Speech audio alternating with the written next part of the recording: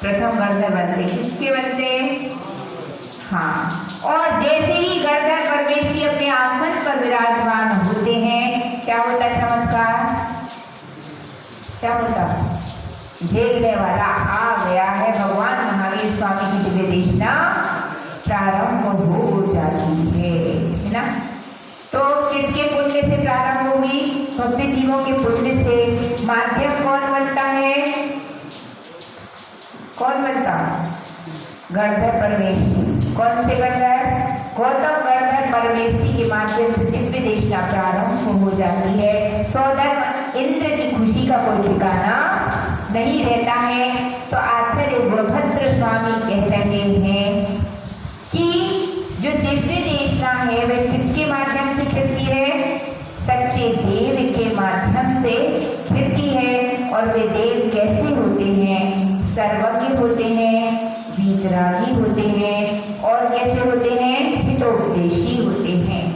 आप एक बात अवश्य बहुत ध्यान से सुनिए कि दुनिया में जितने लोग हैं वो सब किससे एक दूसरे से जुड़े हुए हैं? स्वार्थ से। किससे जुड़े हुए हैं? माता पिता बच्चों को पैदा करते किसके लिए? जब मैं बूढ़ा हो जाऊंगा तो ये बच्चे क्या करेंगे? मेरी सेवा करते हैं। और बच्चे भी माँ बाप की सेवा करते। क्यों करते? उनकी सारी धन दौलत किसको मिल जाएगी? मुझे मिल जाएगी, है ना। तो सारी दुनिया किससे जुड़ी हुई है? एक दूसरे से स्वार्थ से जुड़ी हुई है। यदि स्वार्थ ना हो तो कोई किसी को पूछता नहीं है। माँ बाप भी बच्चे से कोई मतलब ना रखें यदि स्वार्थ ना हो तो सारी दुनिया तो किस पर टिकी है? स्वार्थ पर आप एक बात और ध्यान रखना, बहुत स्थूल बात कह रहे हैं कि संत भी अगर आपके नगर में आता है तो आप क्या देखते हो कि महाराज से प्रवचन देते आता कि नहीं आता, है ना। हमें कुछ धर्म लाभ मिलेगा कि नहीं मिलेगा? यदि मिलेगा तो अपन बुलाएंगे, नहीं तो रहने दो, आगे जाने दो महाराज, है ना। सही बात के नहीं? तो अपन क्या देखते वहाँ? स्वार्थ। महाराज भी क्या सोचेंगे? अब क्या मालूम ये लोग सेवा करते कि नहीं? सेवा करेंगे तो फिर ठीक है, अच्छे लोग हैं, अपनी सेवा व्यवस्था हो जाएगी। तो कुछ ना कुछ परस्पर में एक दूसरे से क्या है? स्वार्थ है। लेकिन इस संपूर्ण सृष्टि में एक जीव ऐसा भी है, कैसा है? जिसके दिल में कोई स्वार्थ नहीं है। दिल ही नहीं है वैसे तो, पर उनके पास कोई भी स्वार्थ नहीं है। ऐसा एकमात्र जीव कौन से है? अरिहंत परमेष्ठी। कौन से परमेष्ठी? अरिहंत परमेष्ठी को क्या भूख लगती? क्या क्षुधा आदि 18 दोषों से रहित होते हैं। कितने दोषों से रहित? 18 दोषों से। अरिहंत परमेष्ठी कमलाहार करते क्या? नहीं करते हैं। भूख नहीं लगती, प्यास भी नहीं लगती। जब आहार करते ही नहीं है तो तुम्हें क्यों प्रवचन सुनाए, है ना। आहार करना हो तो आप प्रवचन सुनाए जाते। अब आहार ही नहीं करते तो प्रवचन क्यों सुनाए जाए, है ना। तो जिनके पास क्षुधा नहीं है, तृषा नहीं है, जिनके पास राग नहीं है, द्वेष नहीं है और मोह भी नहीं है, तुमसे कोई प्रीति भी नहीं है, तो उपदेश क्यों सुनाए, है ना। न राग है, न द्वेष है, न मोह है। फिर अब न उनका जन्म है। दोबारा अरिहंत परमेष्ठी कभी जन्म लेंगे क्या? नहीं लेंगे। न जन्म है, न उनकी कभी मृत्यु होगी, न भगवान को कभी बुढ़ापा आना है, न भगवान को कभी नींद आती है। नींद भी क्या है? एक क्या है? दोष से दोष, है ना। इस दोष से भगवान क्या होते हैं? रहित होते हैं। न भगवान को कोई चिंता होती है, न किसी बात का आश्चर्य होता है, न किसी चीज का खेद होता है, न कोई शोक होता है, न कोई रोग होता है, न कोई विस्मय होता है, न कोई अहंकार होता है और न कोई भय होता है। इन 18 दोषों से अरिहंत परमेष्ठी क्या होते हैं? रहित होते हैं। ऐसे परमात्मा का कोई स्वार्थ है क्या? बतलाइए। इस पूरी सृष्टि में यदि कोई निस्वार्थ है तो वो कौन है? अरिहंत परमात्मा होते हैं। कोई स्वार्थ नहीं है, लेकिन फिर भी ढाई घंटे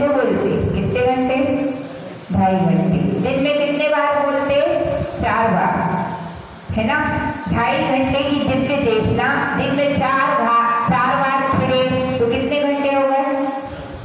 2, 4, 6, 8, 9 और 1, 10। कितने घंटे हो गए?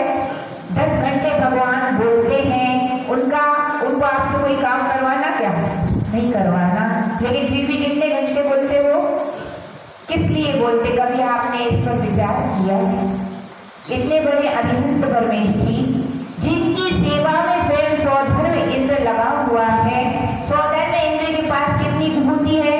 इस पूरे ब्रह्मांड में जितनी दौलत है, जितना सोना है, जितना डायमंड है, हीरा पन्ना जवाहरात, वो सारा कलेक्शन कर दिया जाए तो वह भी सौधर्म इंद्र के खजाने के सामने क्या है? तुच्छ सी वस्तु है, कोई खास बात नहीं है। उससे भी कई गुना ज्यादा खजाना किसके पास होता है? यानी सौधर्म इंद्र कोई छोटी मोटी हस्ती नहीं है, है ना। सौधर्म इंद्र की सेवा में कितने देर लगे रहते हैं? अरबों खरबों असंख्याके देव किसकी सेवा में लगे रहते हैं? सौधर्म हाथ जोड़े खड़े रहते, आज्ञा, है ना। अब आप कल्पना करते जाइए कि जिसके सेवा में 1 या 2, 4 नौकर हो तो आप क्या समझते? 1, 2 बस कार हो, 1, 2, 4 नौकर घूम रहे हो तो आप क्या समझते? बतलाइए कि ये क्या है? कुछ बड़ा आदमी है। और जिसकी सेवा में लाइन लगाए करोड़ों लोग खड़े हाथ जोड़कर, ऐसा कौन होता है? सौधर्म इंद्र होता है। और वह सौधर्म इंद्र किसके आगे हाथ जोड़े खड़ा है? अरिहंत प्रभु के आगे अपने दोनों हाथ जोड़ करके खड़ा है कि भगवान मैं आपका छोटा सा तुच्छ सेवक हूं। किसके आगे खड़ा हुआ है? अरिहंत परमात्मा। और वे अरिहंत परमात्मा जिनका इतना बड़ा सेवक है, उनको कोई चीज की आवश्यकता भी नहीं है, संपूर्ण 18 दोषों से रहित हैं, फिर भी कितने घंटे दिव्य देशना फिर रही है? 10 घंटे की दिव्य देशना फिर रही है। तो आप सोच लीजिए कि यह दिव्य देशना किस लिए फिर रही है? भव्य जीवों के कल्याणार्थ। इसलिए फिर रही है कि संसार में जितने प्राणी दुखी हैं वे सभी क्या हो जाएं? सुखी। ऐसी उत्कृष्ट भावनाएं किसकी होती हैं? अरिहंत अरिहंत परमेष्ठी। वो क्या चाहते हैं? लोग जाकर भगवान को और काम बिगड़ जाए गालियां सुनाते, क्या कहते? मैं तो अब कभी आऊंगा नहीं, भगवान ने सब काम बिगाड़ दिया, मैं मिला था सब काम बिगाड़ने। ऐसी बातें सुना के आते ना भगवान को। तो देखिए परमात्मा जो होता है वह तो संसार की सृष्टि के एक भी प्राणी को दुखी नहीं देखना चाहता, क्योंकि परमात्मा होता वही है जो संपूर्ण सृष्टि को क्या देना चाहता है? सुख देना चाहता है। जो दूसरों को सुख देना चाहता है उसको अपने आप क्या मिलता है?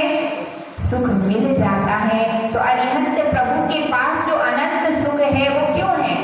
इतने सुखी क्यों है? क्योंकि उन्होंने प्राणी मात्र को क्या करना चाहा? सुखी। इतनी सारी निगोद राशि है, अक्षय अनंत है। निगोद राशि कितनी है? अक्षय अनंत निगोद राशि है। और वे अरिहंत प्रभु क्या भावना भाते कि भगवान निगोद में जितने प्राणी पड़े हुए हैं वो सभी निगोद से निकल जाएं और त्रस पर्याय को पाएं, सभी को सम्यक दर्शन, सम्यक ज्ञान, सम्यक चारित्र की प्राप्ति हो, सबके कर्मों का क्षय हो और सबको किसकी प्राप्ति हो? निर्वाण सुख की प्राप्ति हो। ऐसी निर्मल भावना भाने वाला जीव ही तीर्थंकर जैसी पावन पुनीत पुण्य प्रकृति का क्या करता है? बंद करता है। और जब उन तीर्थंकर को क्या होता है? केवल ज्ञान होता है। तो अरिहंत परमात्मा बन के कहाँ विराजमान हो जाते हैं? धरती से 5000 धनुष ऊपर समोशरण में विराजमान हो जाते हैं। तो गुणभद्र आचार्य उन अरिहंत परमेष्ठी के बहुत बड़े भक्त हैं। किसके भक्त हैं? अरिहंत प्रभु के भक्त हैं और कह रहे हैं, आपको बतला रहे हैं मोक्ष चाहिए तो कर्म क्षय करना पड़ेंगे।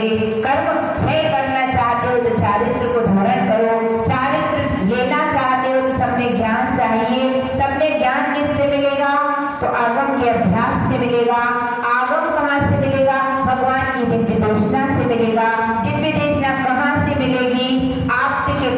चले जाओ, यानी किसके पास? अरिहंत प्रभु के पास चले जाइए। अरिहंत प्रभु कौन है?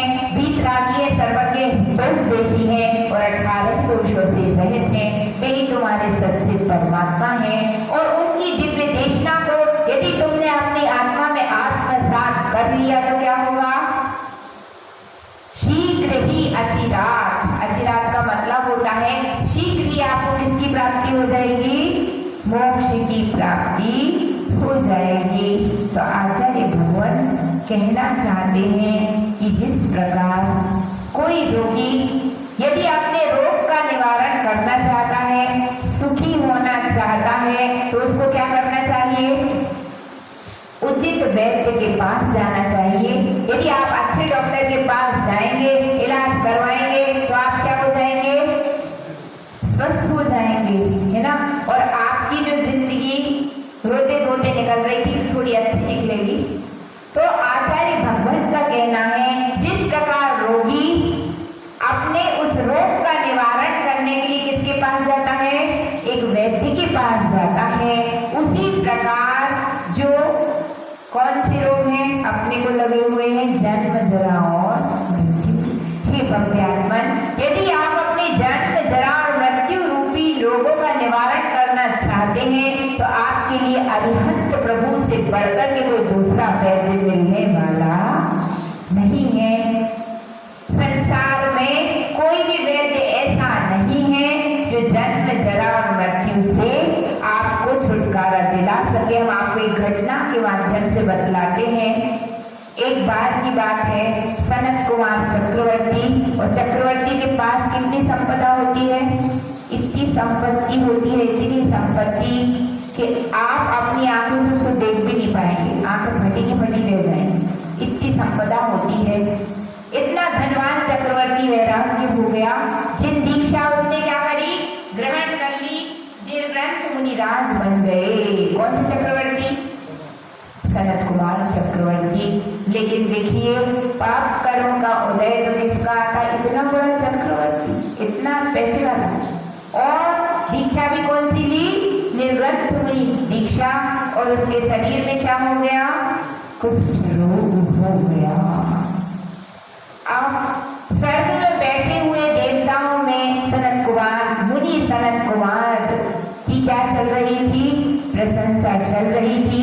देखिए स्वधर्म मित्र के ऊपर जो सभा लगती ना, उस सभा में वो अपने जो अन्य देवता कर रहे थे उनके साथ बैठकर के द्वादशांग वाणी का मंथन भी करते हैं, तत्व चर्चा भी चलती है। तो उस तत्व चर्चा में क्या आया विषय कि इस समय भरत क्षेत्र में एक ऐसे निर्ग्रंथ मुनिराज विराजमान है जिनके शरीर में भयंकर कुष्ठ रोग हो रहा है, फिर भी वे अपने शरीर से अत्यंत क्या है? विरक्त हैं। धन्य है वे ऐसे मुनिराज। किसने किसको सुनाया? स्वधर्मेंद्र की सभा चल रही, उपदेश तो इंद्र ही देगा, है ना, बहुत से क्योंकि वो, और बाकी सब तो क्या करते हैं? सुनते हैं। तो जब यह चर्चा चल रही थी तो दो देवों के मन में कौतूहल उत्पन्न हुआ कि बड़े बैरागी महाराज, चलो अपन थोड़ी परीक्षा करके आते हैं, है ना। और दोनों देवों ने अपना रूप बदला। किसका रूप बनाया? एक वैद्य का रूप बनाया। कुछ जड़ी बूटियां हाथ में ली और जहां महाराज बैठे हुए थे वहां से देव निकले और उन्होंने क्या बोला?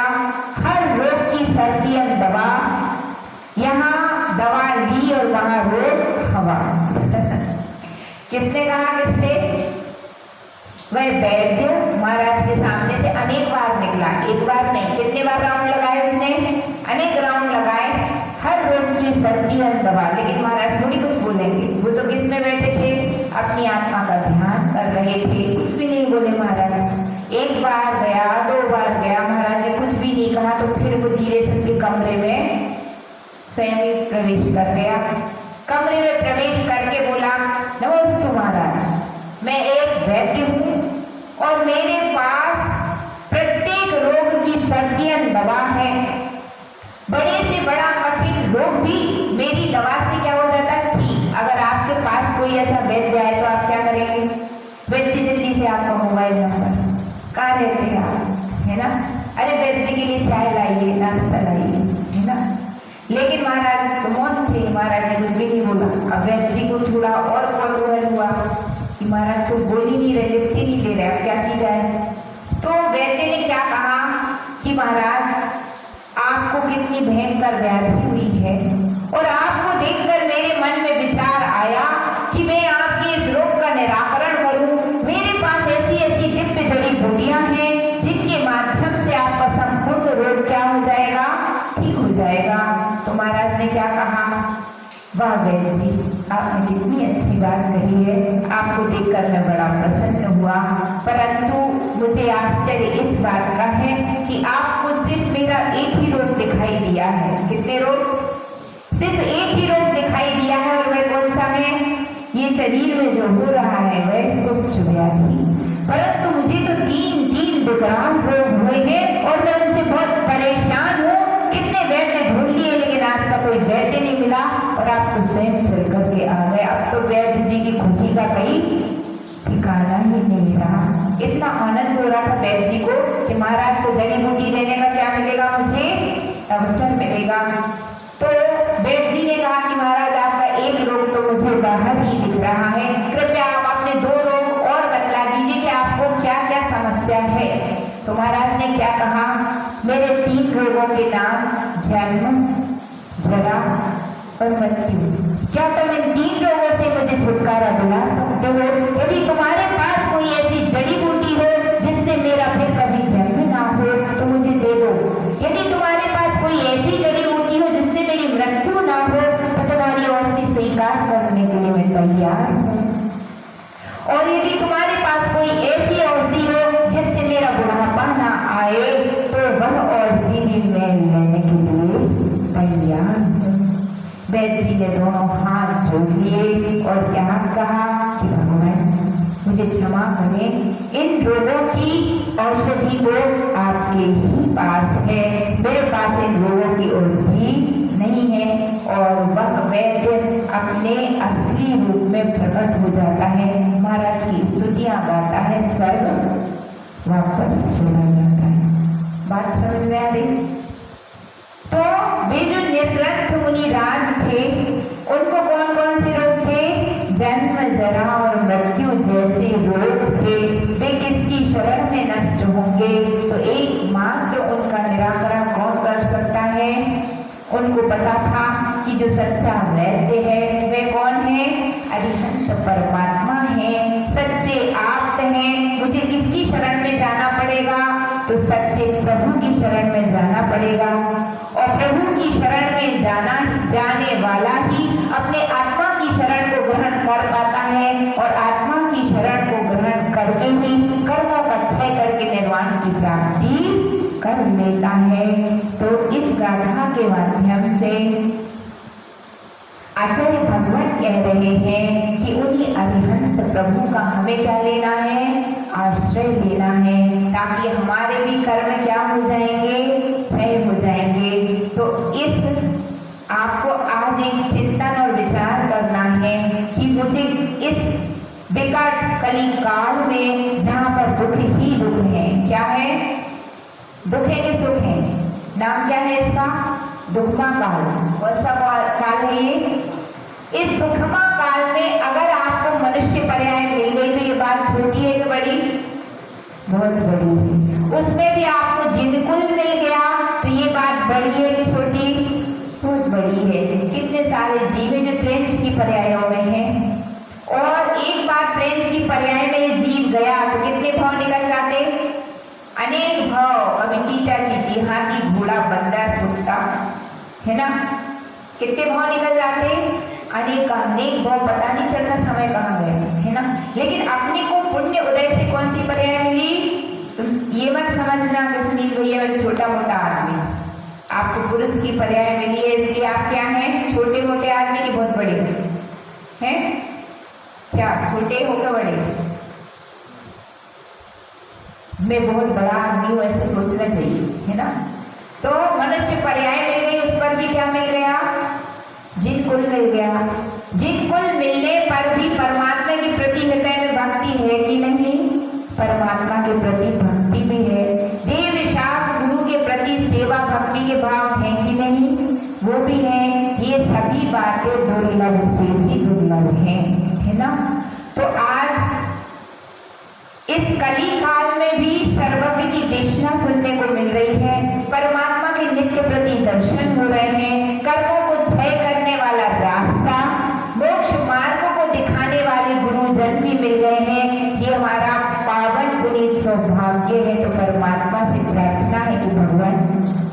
इस कली काल से क्या हो, मेरा छुटकारा हो, मेरी भी कर्मों का क्या हो, क्षय हो। इस भावना से आज मंदिर जी में जो भगवान विराजे हैं, मैं तो यही समझता हूँ कि मैं कहाँ बैठा हूँ, यही मेरा समूह शरण है। क्या है? यही मेरा समूह शरण है। और जो हमारे पास जिनवाणी है वही आपकी दिव्य देशना है, और यही जिनवाणी मेरे कर्मों का क्षय करके निर्वाण प्राप्ति में हेतु बनेगी।